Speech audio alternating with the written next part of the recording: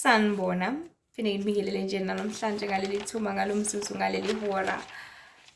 Bantu bakaNkulunkulu, uNkulunkulu uyakasibonisa izinto eziningi ezahlukahlukene. Iziprofetho zakhe, imiyalezo yakhe, izinto ezizokwenzeka, izinto ekumele siqaphele, izinto ekumele sizenze, izinto ekumele singazenzi, izinto ekumele sizibuke, izinto ekumele kuningi bantu bakaNkulunkulu. Kuhlezi kwehlukahlukene. And ngokukhulu enkosini, that is the more uNkulunkulu elibele ecacisa amazwi akhe. That is the more uNkulunkulu elibele ekhanyisa kakhulu, because if ungumuntu who doesn't understand dreams, but if uzolibhala phansi and keep it there, uNkulunkulu ngelinye ilanga will reveal it to you ukuthi kahle kahle lela phupho lalisho u1 no2 no3. Because the more ukhula, the more realize ukuthi okay lo kahle kusho ukuthi ngale kathi ukhula, number 1 uqala ngo1 + 1 angithi wazi ukuthi u2. And the more ukhula, the more usufunda ukuthi 20 + 20 iphinde ibuyele lapho 1 + 1 uthi 1 + 1 kanti sifundo a e i o u. The more uwazi igama lethi umama, ila usufunda khona ukuthi nanke loya a, nanke loya u. Ngangifundela ukuthi ngi-understand ukuthi umama ungena lapha eqaleni khona uzokwenza ukuthi igama lami lizwakale. U-a ungena lapha phakathi nendawo khona uzokwenza umama uzwakale kangcono. So the more we grow enkosini, the more senza intando yakhe, the more simfuna uJehova esatholakala, simbize saseduzane, senza konke okufanelekile ngesikhathi siyiso, the more sifinyelela ekwazini naseqondeni ezintweni zonke. The more sifinyelela ekwazini naseqondeni ukuthi lokhuyana kahle kahle ngangikufundelani, kwakusho ukuthini. And I remember nje recently there's this guy kwake wakhuluma la ku-YouTube ethi uke wahlala kakhulu ekhuleka enkosini, ebuza nje ngezinto eziningi, especially lesikhathi samanje. Nkosi, why kukuthi, why sinenkinga, why, ebuza zonke izinto athanda ukuthi azibuze ngaphambi kaNkulunkulu. And surprisingly and amazingly, impendulo kaNkulunkulu wavela wambuyisela kuyiphupho abanalo 14 years ago. Imagine 14 years ago. And the Lord said, "Nako, ngakubonisa." And he was like, yasikhaphela uNkulunkulu wangibonisa. Yazi, so ayikho into ehlangene noNkulunkulu ekumele sizibe, ekumele idlulise noma kanjani, ekumele singayinaki, ekumele sishembezele, because amazwi akhe ayiqiniso, amazwi akhe awuphila, awukhanya, awukhululwa ezintweni zonke, ezonweni more especially. Amazwi akhe ayikho konke. Jesu kukhanya kwezwe. So izwi lakhe liukhanya, lisibani, liukudla. Izibani, izwi lenkosi eliskhanselayo ebunyameni. Kugcwele ubumnyama nje kamanje lapha emhlabeni, obuyisono, obuyinkohliso, obungamanga, okuyikona konke okukhona esingakuthandi. But izwi laNkulunkulu comes as a light. That is why uKristu ethi akekho umuntu othatha isibani athi sesikhanya abese sifaka ngaphansi kwetafula, but uyasithatha usibeke ngaphezulu. That is why wonke umuntu olikholwa, wonke umuntu ose-filled with izwi kaNkulunkulu, uchotshoziwe, oshumayezekile, owazanayo noNkulunkulu, ofunda izwi, those people supposedly and they are expected ukuthi bakhanyisele nabanye abantu. Labo bantu balindeleke ukuthi babe isibani kubantu abaningi, babakhanyisele ngaleli lizwe abakhanyiseleke ngalo. Khona nabanye bezothola ukukhanya ezweni, bezothola ukukhanya empilweni, bezothola ukukhanya ngezinto zonke. So the light that the Lord has shined kuwena, wakukhanyisela ngalo, uyabakhanyisela nabanye abantu. Uthi mawuhambe etekisini, uyabatshela yini ngaleli lizwi kade ufunda esontweni ngesonto? Uyabatshela yini ngaleli lizwi elikuhlaba umxhwele olufundile ekseni uvuka? Uyabatshela yini ngoNkulunkulu wakho omdali wezulu nomhlaba? Uyabatshela yini ngokuthi uJehova ukhanya kwezwe? Uyabatshela yini ngokuphila okuphakade, lokho okutholile wena ngoba usubhabhadisiwe? Uyabatshela yini ukuthi wozani sikhonzeni uJehova? Wozani nakuphila okuphakade?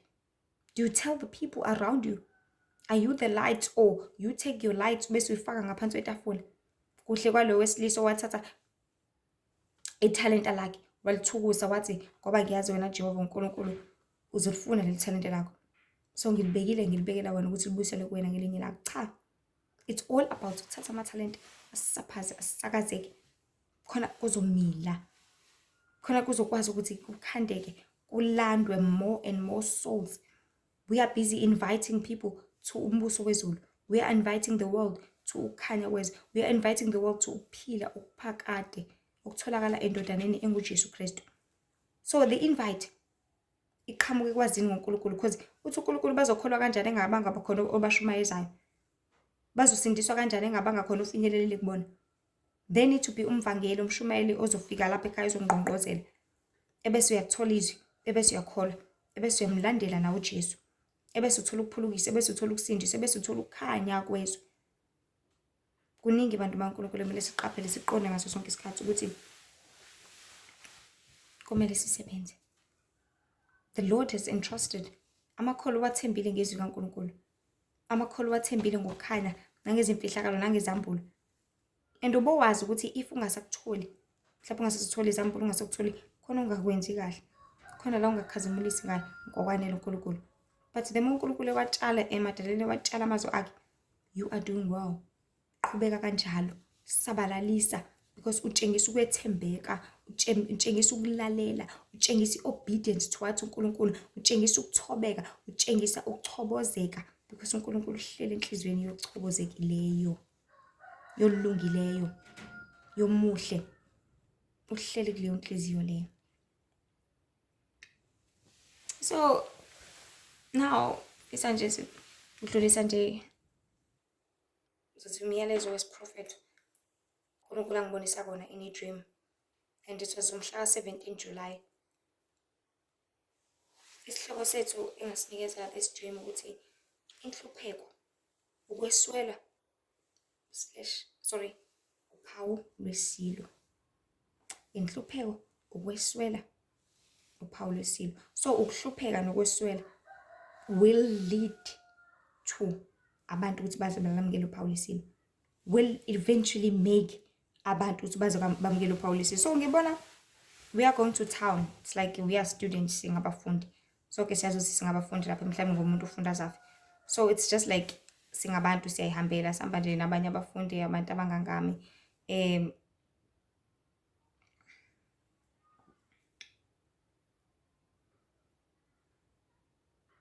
Sihamba siye town siyokwenza igrosa. So uma sihamba ngebhadi, uma sifika sihamba siye Pinetown. This is a town ekhona nje lapha for lapha abantu abahlala kude. iPinetown isendaweni yaseThekwini, yaseThekwini, KwaZulu-Natal, South Africa. So siyafika ePinetown, yonke into empty. The town is empty. The town has got no people. Ngazothi nje futhi kade sekudala wena owabona emamovini la khona kuthola ukuthi kwakade kuhlasele khona amazombi, noma kuhlasele khona ilwane, noma kuhlasele khona amazimzim.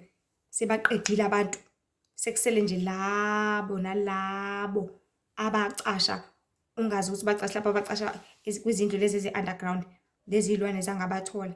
Sekusele bona-ke sebephula ukuthi kancane kancane, ngoba nakho sebeswele ukudla, sekuphelile ukudla la kade becashe khona, sebezama beyobheka ey'tolo ukuthi yini abangayithola. But oma ghost towns seku-empty nje, sekukhala nje umoya. So ngabona edolobheni kukanjalo, sele bephuma kancane abantu. Ezinye izindawo zibhidlikile, uyabona ukuthi kwakuliwa lana, chitheka igazi, but kunjalo ukudla kukhona phakathi, because akubi nalutho angithi, only people abangasekho. So iy'tolo zingenamuntu, abantu sebekwazi ukuthi bazithathe laba abancane. Now I'm making an example ukuthi sithathe sifika etown, safika idolobha seliyindawo ekanjalo enjengasemamoveni. Uma sekubulewe bonke abantu, sekusele laba abancane sebezama ey'tolo ukuthi bawungena bawufuna ukudla. So etown in my dream ngibona kuyindawo ekanjalo. Now nakhona kuleli phupho sifika edolobheni sizothenga ukudla nale genge esihamba nayo. Siyafika kuvalwe yonke indawo. Now simulayini erobhothini. Masimulayini, there's only one store esavuliwe okungu-Shoprite. Now uyawubona ukuthi usuyavalwa. Sekusele nje ukuthi ubone isitolo mase bevala sebelindile ukuthi kuphume laba abangaphakathi abasangenisa imuntu. Now kuba yileyo situation ekanjalo. Baphele ngempela abantu abangaphakathi kuvalwe and ngase ngithi mina asihambe siye mall because ePinetown is this mall ekhona on the side, it's called Pinecrest. Ethi mina asihambe siye mall cause ukuze sifinyelele khona ne-security futhi kumele sidlule khona la. And inhlanhla leyo, the security guy, it was umalume wami, and I was like, oh, kwangcono ngizothola ama-favor, kwangcono mina ngizokwazi ukuthi ngidlule nani ngoba leli security lingumalume wami nani. So now simile kulo line. Unfortunately into engayibona yenzeka lapho abantu bephela bencipha kancane kulayini, bencipha kancane kulayini, and the more bencipha ulayini ushona phambili, bayancipha ushona phambili, they get eliminated.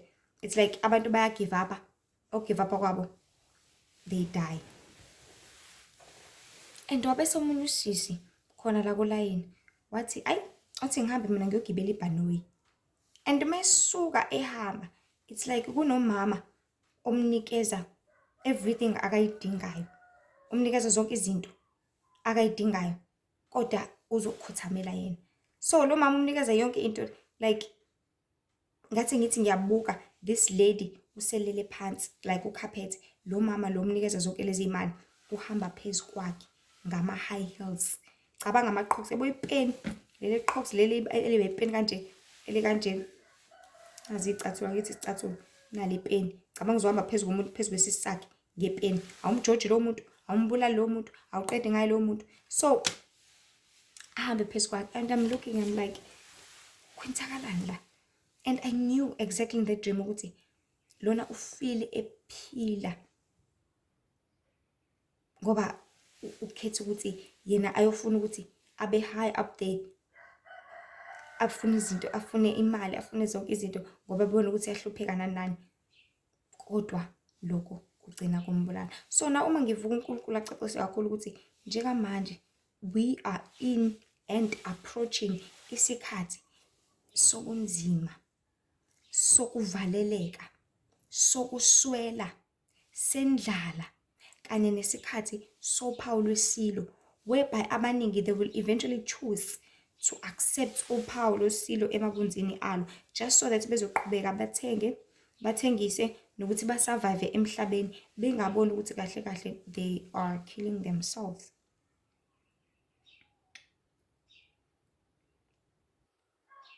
Abantu bazofuna ukuthi bawelele ngale kwalo layini, khona bezokwazi ukuya ePinecrest, angithi bezokwazi ukuya emall because emall kusavuliwe kusana yonke into.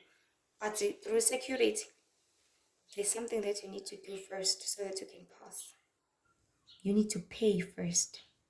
It's just like, uma ubona ema-res, okay, noma ngizothi ema-building, ema-flatini, noma la basebenzela khona abantu, thola ukuthi kumele upresse something eqala, mhlawumbe upress ama-fingerprint akho so that uzogain access, bese uyangena, access accepted. If you're not registered, ama-fingerprint akho awungeni. Amanye ama-toilet, ama-malls, kumele ufake u-R2 eqala khona uzokwazi ukuthi ungene e-toilet, u-access i-toilet, uma ungenayo awungeni. So you need to give something first so that now uzokwazi ukuthi ufinyelele. Now kumele benze something yeke khona bezokwazi ukuthi ufinyelele. Okuyini? Oku-accepta uphawu lwesilo. Ul-accepta kanjani? By surrendering your soul. Ngoba sithi isiqubulo, sell your soul and get riches. Abantu abaku-understand lokho ukuthi kusho ukuthini udayisa umphefumulo wakho. Umuntu athathe ukuthi ngilambile ngidinga ukuthi kuthiwa dayisa umphefumulo wakho, athi okay, uthatheni. Kufana nolokhu njani? Ningane ningane ka-Isaka, u-Esau wathi ebuye elilambile, ebuya le wadayisa ngobuzibulo bakhe ngenxa nje yeplate. Wathi uJakobe dayisa ngobuzibulo bakho, ngine ubuzibulo bakho ngizokuphakela ukudla. wadayisa ngapho because wenga-understand ukuthi kubaluleke kangakanani. So wamnikeza and then they exchanged for ukudla. Cabanga ukudla into yesikhashana, into yamanje phela bese uyayikhipha kusasa. So abantu, they will sell their souls so that bazosurvive lapha emhlabeni, not understanding ukuthi ukudayiswa kwabo ngemphefumulo yabo okuyikona okwenza ukuthi mase befa ngelinye ilanga baphelelwe amandla bese beyabhubha esihogweni. Because usuke udayise ngawe kahle kahle, udayise ngoqobo lwakho, udayise ngengaphakathi lakho. It's like uhlala emzini wakho udayise ngawo uthi ayithathani mina khona nizongipendela umuzi wami. Imagine, thathani mina khona nizofaka i-TV endlini yami, thathani mina khona nizofaka ifridge endlini yami. Isizani leyo nto? Ikulekelelaphi leyo nto? Ikukhulisaphi wena? Sebekuthathele sebekwenza nanoma yini. Lela fridge lelo, leya TV othi abayifake lapha. So bantu baNkulunkulu, indaba engumphefumulo wakho, indaba engoqobo lakho, indaba engakho. Yes, we are in times lapho khona we will need to survive somewhere somehow. But only the Lord can make us survive. Only the Lord can keep us to an extent lapho khona sizokwazi ukuthola zonke izinto esidingayo. Yes, there will come a time lapho khona indlala izobhoka ngampela. Kuzodingeka ukuthi uma ufuna uqhubeka ube unesi, amukela uphawu lesilo. Uma ufuna uqhubeka ube udokotela, amukela uphawu lesilo. Uma ufuna ukuthenga imoto, nalo uphawu lesilo. Ngeke uzwazi kodwa futhi uthi uphawu lesilo. It's just gonna be something nje kuthiwa take it, grab it, so that uzoqhubeka nempilo khona impilo yakho izoba lula nani nani. Kanti usuwamukelile into ongayazi. Ukuze uqhubeke ube uthisha nalo uphawu lesilo. Ukuze ukwazi ukungena esitolo uthenge igrosa, uthenge impuphu, uthenge irice, nalo uphawu lesilo. Ukuze ukwazi ukwenza 1 2 3, nalo uphawu lesilo. Kanjani? So bantu baNkulunkulu, kumele siqaphele. Isikhathi esisona sinzima kakhulu. Asifundeni ukwaneliseka, asifundeni ukulinda, asifundeni ukubekezela, asifundeni ukuthi konke sikuthole ngoJehova, asifundeni ukuthi konke sikunikezwe nguye. Because uNkulunkulu engasondla ngisho kuthiwa sihlala mhlawumbe uthi sihlala eduze komfula, akondle ngokuthi uphile ngofishi apha ngithila abuye uKristu. uNkulunkulu engakondla noma ngayiphi indlela mase kuthiwa ngampela uyonakala emhlabeni. Why? Because uNkulunkulu ungumnakekeli, ungumondli. Ngeke aze ayeke iy'ngane zakhe zisafarishe, ngeke ayeke iy'ngane zakhe zithwale kanzima ekhona. Ngaba kayena umzali, ngaba kayena uNkulunkulu, ngaba kanawo amandla, ngaba kayena umnini mandla wonke. So this is just a very short message engifisa siqonde ukuthi inhlupheko ukweswela will result uphawu lesilo. But be careful. Unganikeli ngomphefumulo wakho ngoba uyozisola. Uyokhala sengasekho ubuyele emuva. Uyokhala akekho ozokubuyisela umphefumulo wakho. It will never come back again. So njengamanje nje kusakhona, usakuwena. Amukela uJesu njengoNkosi nomsindisi. Ukholwe, usindiswe, ubhabhadiswe. So lesi uzofumana umoya kaNkulunkulu ozokuholela elwazini olulungile, ozokusiza ukuqhelisa ezintweni eziningi ezizolimaza wena kusasa, ezizohlukumeza wena kusasa, ezizokwenza ngelinye ilanga wena kusasa ulahlekele ukuphila kwakho okuphakade. So amukela uJesu njengoNkosi nomsindisi kusemanje. uNkulunkulu ezokuvula amehlo and realize ukuthi lo mhlaba esikuwona manje something is not right. Khona into engalungile lapha.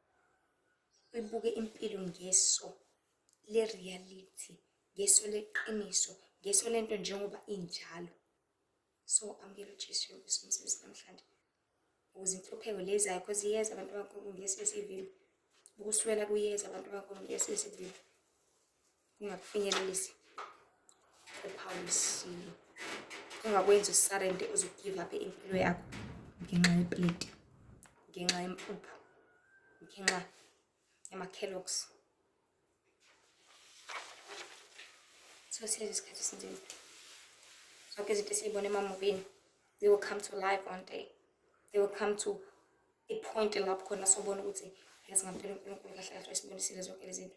Kahle kahle uNkulunkulu weqinisile. So uNkulunkulu usesheshe wasibonelela izinto eziningi. So abantu baNkulunkulu qaphelani, phendukani, nikholwe. That's the only solution engeza nayo mina, ukholwa.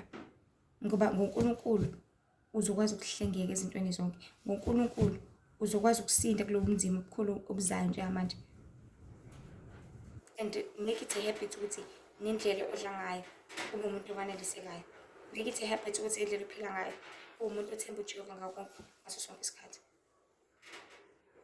Tshela inkinga zakho nezinsizi zakho, yena uzokuphendula ngesikhathi esifanele. So Jehova sesithandile abantu kaNkulunkulu. Ukuphila kwakho akube ukukhulunyiswa kwakho, akube ukusindiswa kwakho, akube ukubuyisana nawe nenkosi yakho uJesu Kristu. Simbinane nibusise kakhulu. Ningalilahli ithemba, ningagive up, inganikeli ngane, kodwa nikela ngomphefumulo wakho enkosini. Uthanda uJehova ngomphefumulo wakho wonke. Khona ungeze wanikela ngawo umubi. Esekutricke wakutricka ngemali yasemhlabeni, wakutricka ngezinto, wakutricka ngemoto, wakutricka nazo zonke into. Uthi mina owami ngokaJehova. Khona uzothola ukuphila phakathi ngelinye ilanga ngoba uyakudinga futhi uyakulangazelela futhi uyakuthanda. Nkosi ibe nani nibusise kakhulu. Manje uze phakade. Amen. Singakhohlwa ukuthi uNkulunkulu asizonda ngendlela esimanga isona. Uyabuthanda obungcwele. Phinde futhi sazi ukuthi ezinye inkundla zokuxhumana ikhona uLihle Ithemba ku-TikTok, Lihle Ithemba Wendy with I am Mzobe ku-Instagram, and Lihle Ithemba Mzobe ku-Facebook. Lapho khona there is short 10-minute clips akhona ku-TikTok na Instagram. Phinde futhi kube khona nemibhalo for people abasebenzisa abo-free mode ukuze bawuthole umyalezo kaNkulunkulu. Nkosi ibe nani nibusise ingcini ngesandla sayo somusa nothando nibiyele inithande njalo bese nani nisondele enkosini nenze okuthandekayo ukusindisa imiphefumulo yenu. Ngicela nidlulisele nakwabanye bathole ukuphulukisa manje uze phakade. Amen.